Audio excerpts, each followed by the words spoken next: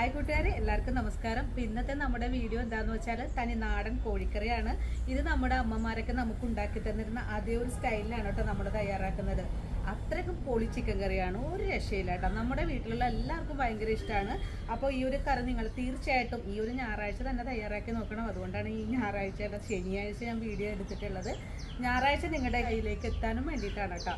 അപ്പോൾ എല്ലാവരും തയ്യാറാക്കി നോക്കണം, എല്ലാവർക്കും ഇഷ്ടപ്പെടും. അപ്പോൾ എങ്ങനെയാണ് വളരെ ടേസ്റ്റി ആയിട്ടുള്ള തന്നെ നാടൻ കോഴിക്കറി തയ്യാറാക്കി എടുക്കുന്നതെന്ന് നമുക്ക് വീഡിയോ എടുക്കേണ്ടത് നോക്കാം.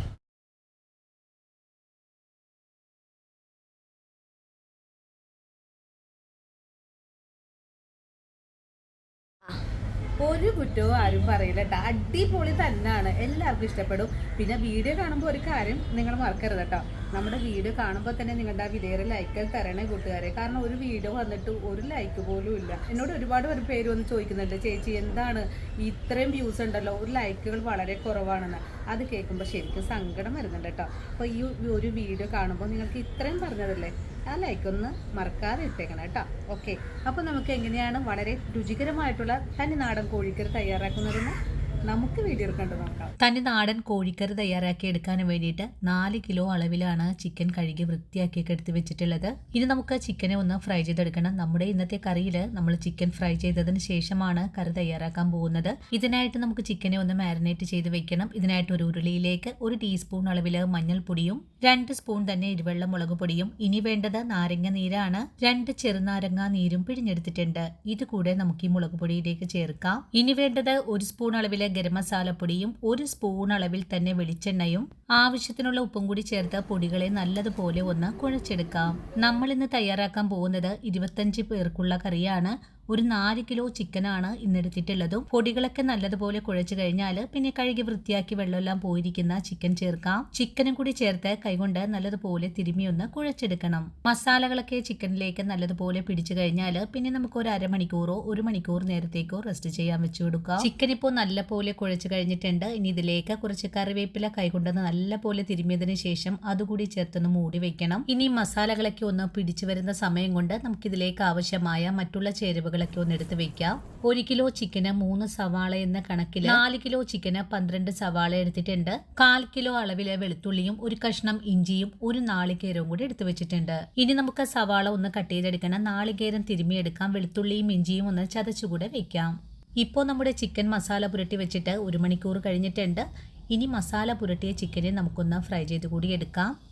ചിക്കൻ ഫ്രൈ ചെയ്തെടുക്കാനും വേണ്ടിയിട്ട് ചുവട് കെട്ടിയുള്ള ഉരുളിയാണ് അടുപ്പിലേക്ക് വെച്ചിട്ടുള്ളത്. ചട്ടി നല്ലവണ്ണം ചൂടായി കഴിഞ്ഞാൽ നമുക്കിതിലേക്ക് ഫ്രൈ ചെയ്തെടുക്കാൻ ആവശ്യമായ വെളിച്ചെണ്ണ ഒഴിച്ചു കൊടുക്കാം. വെളിച്ചെണ്ണ നല്ലതുപോലെ ചൂടായി വരുമ്പോൾ നമ്മൾ മസാല പുരട്ടിയ ചിക്കനെ ചേർത്ത് ഒന്ന് ഫ്രൈ ചെയ്ത് നമുക്ക് ഈ ചിക്കനെ ഒരു 3-4 ഭാഗമാക്കിയാണ് ഫ്രൈ ചെയ്തെടുക്കാൻ സാധിക്കുന്നത്. അതിനുശേഷം ചിക്കൻ നല്ലതുപോലെ ചൂടായി കഴിയുമ്പോൾ ഒന്ന് മൂടി വെച്ച് വേണം ഫ്രൈ ചെയ്തെടുക്കാനായിട്ട്. ചിക്കനിൽ നിന്ന് ധാരാളം ആവിയെല്ലാം ഒന്ന് പുറത്തേക്ക് വന്ന് തുടങ്ങുമ്പോൾ നമുക്ക് മൂടി തുറന്നിട്ട് നമുക്ക് ചിക്കൻ ഒന്ന് മറിച്ചുകൂടി ഇട്ട് കൊടുക്കാം. ചിക്കൻ ഫ്രൈ ചെയ്തെടുക്കുമ്പോൾ ഒന്ന് മൂടി വെച്ച് ഫ്രൈ ചെയ്തെടുക്കുവാണെങ്കിൽ ചിക്കന്റെ ഉൾഭാഗമൊക്കെ നല്ലതുപോലെ തന്നെ വെന്ത് കിട്ടുന്നതാണ്. 2 ഭാഗവും മുരിഞ്ഞു വന്നിട്ടുള്ള ചിക്കന് ഒന്നുകൂടെ തിരിച്ചും മറിച്ചും ഒക്കെ ഇട്ട് കൊടുത്ത് ഒന്ന് കരിയാതെ തന്നെ ഫ്രൈ ചെയ്തെടുക്കാം. ആദ്യം ഇട്ട് കൊടുത്ത ചിക്കൻ നല്ലപോലെ ഒന്ന് മുരിഞ്ഞു വന്നിട്ടുണ്ട്. ഇനി എണ്ണയിൽ നിന്നും ഇതിനെ കോരി മാറ്റിയിട്ട് അടുത്തതും നമുക്ക് ഇതുപോലെ തന്നെ ഫ്രൈ ചെയ്തെടുക്കാം. ഈ ഒരു രീതിയിലാണ് ചിക്കനെ ഫ്രൈ ചെയ്തെടുത്തിട്ടുള്ളത്. ഇനി നമുക്ക് എല്ലാ ചിക്കനും ഇതുപോലെ തന്നെ ഫ്രൈ ചെയ്ത് മാറ്റാം. നമ്മുടെ ചിക്കൻ ഇപ്പോൾ ഇവിടെ എല്ലാം ഫ്രൈ ചെയ്ത് മാറ്റിയിട്ടുണ്ട്. അതിനുശേഷം ഇതേ ഉരുളിയിലേക്ക് തന്നെയാണ് നമ്മൾ മസാല തയ്യാറാക്കാൻ പോകുന്നത്. അതേ ഉരുളിയിലേക്ക് നമ്മൾ കട്ട് ചെയ്തെടുത്തിട്ടുള്ള സവാള ചേർക്കുവാണ്. സവാള ചേർത്ത് കഴിഞ്ഞാൽ നമുക്ക് നല്ലതുപോലെ ഇളക്കി ഒന്ന് യോജിപ്പിച്ച് കൊടുക്കാം. സവാള നല്ലതുപോലെ ഇളക്കി യോജിപ്പിച്ചതിന് ശേഷം അടിഭാഗത്തുള്ള മസാലകളൊക്കെ ഒന്ന് ഇളകി കിട്ടുന്നതിനായിട്ടും സവാള വളരെ എളുപ്പത്തിൽ തന്നെ സോഫ്റ്റ് ആയിട്ട് വെന്ത് കിട്ടാനും വേണ്ടിയിട്ട് നമുക്ക് ഒന്ന് മൂടി വെച്ച് വേണം വേവിച്ചെടുക്കാനായിട്ട്. ഇനി ഫ്ലെയിം അങ്ങ് സിമ്മിലേക്ക് വെച്ച് കൊടുക്കാം. അതിനുശേഷം 5 മിനിറ്റ് നേരം സവാള ചെറിയ തീയിലിരുന്ന് വെന്ത് വരട്ടെ. 5 മിനിറ്റിന് ശേഷം മൂടി ഒന്ന് തുറന്ന് നോക്കുന്നുണ്ട്. ഇപ്പോൾ നമ്മുടെ സവാള നല്ല സോഫ്റ്റ് ആയിട്ടൊക്കെ തന്നെ വെന്ത് വന്നിട്ടുണ്ട്. ഈ ഒരു സമയത്ത് ഉരുളിയുടെ നടുഭാഗത്തുണ്ടായിരുന്ന മസാലകളെല്ലാം തന്നെ നല്ലതുപോലെ ഒന്ന് മാറിക്കിട്ടിയിട്ടുണ്ട്. ഇനിയിപ്പോൾ ഇതെല്ലാം കൂട്ടിച്ചേർത്ത് വീണ്ടും നല്ലതുപോലെ ഒന്ന് വഴറ്റിയെടുക്കാം. ഇനി നമുക്ക് മൂടി തുറന്നു വെച്ചിട്ടാണ് സവാളയെ വഴറ്റിയെടുക്കേണ്ടത്. വഴറ്റുന്ന സവാള നല്ല മെറൂൺ കളറിലേക്ക് ആക്കിയെടുക്കണം. അതുവരെയും നമുക്ക് വഴറ്റിയെടുക്കണം. ഇനി നമുക്ക് വേണ്ടത് കറിക്ക് ആവശ്യമായ മസാല റെഡിയാക്കലാണ്. ഇതിനായിട്ട് കുറച്ച് കാര്യങ്ങൾ നമുക്കൊന്ന് വറുത്തെടുക്കണം. ഇതിനായിട്ട് നമുക്ക് വേണ്ടത് നമ്മൾ നേരത്തെ കാണിച്ച നാളികേരം തിരുമിയതും 3 തണ്ട് കറിവേപ്പിലയും 2 ബേ ലീഫും 1 തക്കോലം ഒന്ന് കുരുകളഞ്ഞെടുത്തതും 1 സ്പൂൺ അളവില് കുരുമുളകും 10 കറയാമ്പൂവും 1 ടേബിൾ സ്പൂൺ അളവില് പെരിഞ്ചീരകവും 3 കഷ്ണം കറുവപ്പട്ടയും 10 ഏലക്ക കൂടി എടുത്തു വെച്ചിട്ടുണ്ട്. ഇനി നമുക്കൊരു മിക്സിയുടെ ജാറിലേക്ക് ഇട്ട് കൊടുത്തിട്ട് ഇതിനെ നല്ലതുപോലെ ഒന്ന് പൊടിച്ചെടുക്കാം. വളരെ എളുപ്പത്തിൽ തന്നെ മിക്സിയുടെ ജാറിലിട്ട് ഒന്ന് പൊടിച്ചെടുത്തിട്ടുണ്ട്. അതിനുശേഷം ചൂടായ പാനിലേക്ക് ഇട്ട് കൊടുത്ത് തേങ്ങയെ നല്ലതുപോലെ ഒന്ന് വറുത്തെടുക്കാം. മിക്സിയുടെ ജാറിലിട്ട് ഒന്ന് പൊടിച്ചെടുത്തിട്ടുള്ളത് നമുക്ക് ഫ്രൈ ചെയ്തെടുക്കാനുള്ള എളുപ്പത്തിന് വേണ്ടിയിട്ട് മാത്രമാണ്. ഇനി നാളികേരത്തിനെ ചെറിയ തീയിൽ വെച്ച് കൂട്ടിയും കുറച്ചും വളരെ എളുപ്പത്തിൽ തന്നെ ഒന്ന് ഫ്രൈ ചെയ്ത് മാറ്റാം. തേങ്ങ ഫ്രൈ ചെയ്തെടുക്കുമ്പോൾ നല്ല മെറൂൺ കളറിലേക്ക് തന്നെ ആക്കിയെടുക്കണം. അതുവരെയും നമുക്ക് വെയിറ്റ് ചെയ്യാം. തേങ്ങയിലെ വെള്ളമയൊക്കെ ഒന്ന് വറ്റി വരുന്ന സമയത്ത് നമുക്കിതിലേക്ക് കുറച്ച് വെളിച്ചെണ്ണ കൂടെ ഒഴിച്ചു കൊടുത്ത് വേണം ഫ്രൈ ചെയ്തെടുക്കാനായിട്ട്. നിങ്ങൾക്ക് വെളിച്ചെണ്ണ ഒഴിച്ചു കൊടുത്ത് ഫ്രൈ ചെയ്തെടുക്കാൻ താല്പര്യമില്ലെങ്കിൽ ഈ ഒരു സ്റ്റെപ്പ് അങ്ങ് ഒഴിവാക്കാവുന്നതുമാണ്. വെളിച്ചെണ്ണ ഒഴിച്ചു കൊടുത്ത് നാളികേരം ഫ്രൈ ചെയ്തെടുക്കുമ്പോഴാണ് കറികളെ കാണാനായിട്ട് നല്ല ഭംഗി ഉണ്ടാവുന്നത്. ഈ ഒരു സമയം കൊണ്ട് തന്നെ നമ്മുടെ നാളികേരത്തിലെ വെള്ളമയൊക്കെ ഒന്ന് വറ്റി വന്നിട്ടുണ്ട്. ഇതേ ഒരു കളറിലേക്കൊന്ന് ആയും വന്നിട്ടുണ്ട്. ഒന്നുകൂടി മുരിഞ്ഞു വരുന്നത് വരെ നമുക്ക് നല്ലതുപോലെ ഒന്ന് ഇളക്കി കൊടുക്കാം. ഒരു 4 മിനിറ്റൊക്കെ ആയപ്പോൾ നമ്മുടെ നാളികേരം ഇതേ ഒരു കളറിലേക്ക് ആയി വന്നിട്ടുണ്ട്. ഈ ഒരു കളറിലേക്ക് ആയി കിട്ടിക്കഴിഞ്ഞാൽ പിന്നെ നമുക്കിതിലേക്ക് 1/4 ടീസ്പൂൺ അളവിൽ മഞ്ഞൾപ്പൊടി ചേർക്കണം. മഞ്ഞൾപ്പൊടിയും ചേർത്ത് ഒന്നുകൂടെ മുരിയിച്ചു കഴിഞ്ഞാൽ പിന്നെ നമുക്കിതിലേക്ക് 1 സ്പൂൺ അളവിൽ കാശ്മീരി മുളക് പൊടി കൂടെ ചേർക്കണം. മുളക് പൊടിയും കൂടി ചേർത്തിട്ട് വീണ്ടും നല്ലതുപോലെ ഒന്ന് മുരിയിച്ചെടുത്തതിന് ശേഷം നമുക്ക് ഫ്ലെയിം അങ്ങ് ഓഫ് ചെയ്ത് കൊടുക്കാം. ഈ സമയത്തൊക്കെയും തന്നെ ചെറിയ തീയിൽ വെച്ച് തന്നെയാണ് ഫ്രൈ ചെയ്തെടുക്കേണ്ടത്. ഇനി ഈ മസാലകളെ ഒന്ന് ചൂടാറി കിട്ടുന്നതിനായിട്ട് ഒന്ന് മാറ്റി വയ്ക്കാം. അതിനുശേഷം ചൂടാറി വരുമ്പോൾ ഒരു മിക്സിയുടെ ജാറിലേക്ക് ഇട്ട് കൊടുത്ത് ഒന്ന് അരച്ചുകൂടെ വയ്ക്കാം. നാളികേരം ഫ്രൈ ചെയ്ത് മാറ്റി വെച്ച് കഴിഞ്ഞാൽ വീണ്ടും നമുക്ക് സവാളയെ ഒന്നുകൂടെ വഴറ്റിയെടുക്കാം. ഈ ഒരു സമയത്ത് നമ്മുടെ സവാള ഇതേ ഒരു പാകത്തിലേക്കായി വന്നിട്ടുണ്ട്. ഈ ഒരു പാകമായാൽ നമ്മൾ നേരത്തെ കാണിച്ച വെളുത്തുള്ളിയും ഇഞ്ചിയും ചതച്ചതുകൂടി ചേർത്ത് ഒന്നുകൂടെ വഴറ്റിയെടുക്കാം. ഇനി ഇതെല്ലാം കൂട്ടിച്ചേർത്ത് നല്ലതുപോലെ ഇളക്കി ഒന്ന് വഴറ്റിയെടുക്കാം. സവാള നല്ല മെറൂൺ കളറിലേക്ക് ആയി വരണം. അതുവരെയാണ് നമുക്ക് വഴറ്റിയെടുക്കേണ്ടത്. ഒരു 10 മിനിറ്റൊക്കെ കഴിഞ്ഞപ്പോൾ നമ്മുടെ സവാള ഇതേ ഒരു പാകത്തിലേക്കായി വന്നിട്ടുണ്ട്. ഈ ഒരു പാകമായി കഴിഞ്ഞാൽ 3 പച്ചമുളക് കട്ട് ചെയ്തത് കൂടി ചേർത്തിട്ട് ഒന്നുകൂടെ വഴറ്റിയെടുക്കാം. ഇപ്പോൾ നമ്മുടെ സവാളയൊക്കെ നല്ലതുപോലെ മുരിഞ്ഞു പാകമായി വന്നിട്ടുണ്ട്. ഇനി ഇതിലേക്ക് മസാലപ്പൊടികൾ ചേർക്കണം. ആദ്യമായിട്ട് ചേർക്കുന്നത് മുളക് പൊടിയാണ്. നിങ്ങളുടെ എരിവിന് ആവശ്യമായ മുളക് പൊടി ചേർക്കാൻ ഞാനിവിടെ 3 സ്പൂൺ അളവിലാണ് മുളക് പൊടി ചേർക്കുന്നത്. അതിനുശേഷം 2 ടേബിൾ സ്പൂൺ അളവില് മല്ലിപ്പൊടിയും 3 സ്പൂൺ അളവില് ചിക്കൻ മസാലപ്പൊടി കൂടെ ചേർക്കുന്നുണ്ട്. പൊടികൾ ചേർത്ത് കഴിഞ്ഞാൽ നല്ലതുപോലെ ഒന്ന് മുരിയിച്ചെടുക്കണം. ഫ്ലെയിം കുറച്ച് വെച്ച് തന്നെ നമുക്ക് പൊടികളെ നല്ലവണ്ണം തന്നെ മുരിയിച്ചെടുക്കാം.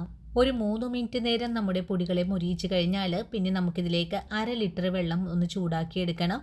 അതിൽ നിന്നും ഒരു 1/4 ലിറ്ററോളം ആദ്യം ഒഴിച്ചു കൊടുത്ത് നല്ലതുപോലെ ഇളക്കി ഒന്ന് യോജിപ്പിച്ചതിന് ശേഷം ബാക്കിയുള്ള ചൂടുവെള്ളം കൂടി ചേർത്ത് ഒന്നുകൂടി ഇളക്കി യോജിപ്പിച്ചെടുക്കാം. ഈ ഒരു സമയത്ത് നമ്മുടെ മസാലകൾ നല്ലതുപോലെ തിളച്ചുകൊണ്ടിരിക്കുവാണ്. അതിനുശേഷം ഫ്രൈ ചെയ്ത് മാറ്റി വെച്ചിട്ടുള്ള ചിക്കനാണ് ചേർക്കേണ്ടത്.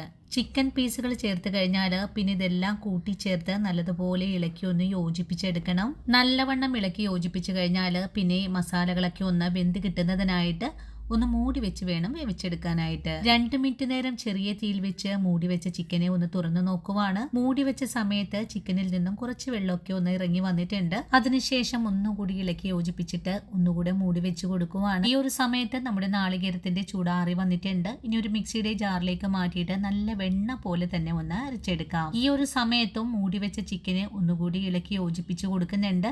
അല്ലെങ്കിൽ നമ്മുടെ കറി അടിയിലൊക്കെ പിടിക്കാൻ സാധ്യത വളരെ തന്നെ കൂടുതലാണ്. ഇനി നമുക്ക് അരച്ചെടുത്ത മസാലകൾ കൂടെ കറിയിലേക്ക് ചേർക്കാം. മസാലകൾ കറിയിലേക്ക് ചേർത്ത് കഴിഞ്ഞാൽ പിന്നെ നമുക്ക് മിക്സിയുടെ ജാറ് കഴുകിയിട്ട് കുറച്ചുകൂടെ വെള്ളം ചേർത്ത് കൊടുക്കണം. വെള്ളവും കൂടി ഒഴിച്ചു കഴിഞ്ഞാൽ വീണ്ടും നമുക്കിതിനെ നല്ലതുപോലെ ഇളക്കി ഒന്ന് യോജിപ്പിച്ചെടുക്കണം.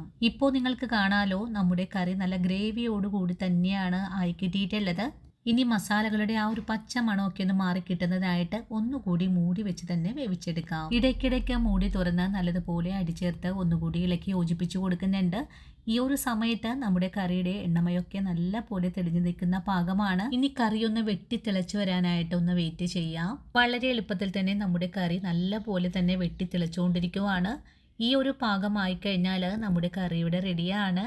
നിങ്ങൾക്ക് ഇത്രയും കട്ടിയോടുകൂടിയുള്ള ഗ്രേവി താല്പര്യമില്ലെങ്കിൽ കുറച്ചുകൂടെ വെള്ളമൊക്കെ ഒഴിക്കാവുന്നതാണ്. ഞാനിപ്പോൾ ഇതേ ഒരു പാകത്തിലാണ് നമ്മുടെ കറി ഒന്ന് പാകമാക്കി എടുത്തിട്ടുള്ളത്. കറിയുടെ ചൂട് ആറി വരുമ്പോഴേക്കും ഒന്നുകൂടെ കട്ടിയായി വരുന്നതാണ്. അപ്പോൾ നിങ്ങളുടെ ഗ്രേവിക്കനുസൃതമായ വെള്ളമാണ് കറിയിലേക്ക് ചേർക്കേണ്ടതും. ഇനിയിപ്പോൾ നമ്മുടെ കറി പാകമായി വന്നിട്ടുണ്ട്. ഇനി ഫ്ലെയിം അങ്ങ് ഓഫ് ചെയ്ത് കൊടുക്കാം. അതിനുശേഷം ചൂടാറി വരുമ്പോൾ നമുക്കൊരു സെർവിങ് ബൗളിലേക്ക് കൂടെ മാറ്റി കൊടുക്കാം.